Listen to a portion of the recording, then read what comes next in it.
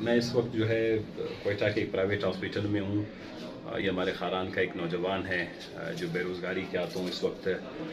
Iran की सरहद पर जाकर वहाँ पर छोटे मोटे तिजारत करते हैं, तेल का कारोबार करते हैं।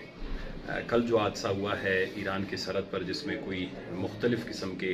दावे किया जा रहे हैं, हलाकतें जो हैं कोई 30 से 35 के करीब कहा जाता है, कहीं पे 10 से 12 का करीब कहा जाता है। आज ईरान के शहर सरावान में भी इसी फसादात हुए हैं इन्हीं हलाकतों के हवाले से। मैंने कल ट्विटर पे भी ये पैगाम दिया था, कल रात को ही जब मुझे इस हादसे का पता चला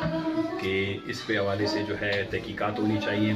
ये हमारे मासूम नौजवान, हमारे बच्चे, ये बेरोज़गारी के बायस वहाँ जाते हैं, किसी शौक़ से नहीं जाते, और इनको जो है इनके रोज़गार को तहफ़्फ़ुज़ फ़राहम किया जाना चाहिए था, बजाय कि इन पर गोलियां बरसाने के इनको जो है इस तरह तशद्दुद का निशाना बना के आज ये गरीब नौजवान, खुदा ने इसको नई ज़िंदगी दी है। ये वो पंजगूर की सरहद से, ईरान और पंजगूर की जो पाकिस्तान की सरहद है, वहाँ से जो है बचाता हुआ अपने ज़ख्मों को लेकर कोयटा पहुँचा है। दरमियान कि जो तेल के कारोबार से मुंसलिक हमारे इस तरह के शहज़ादे हैं, नौजवान हैं, वो बहुत सी मुश्किलात का शिकार हैं,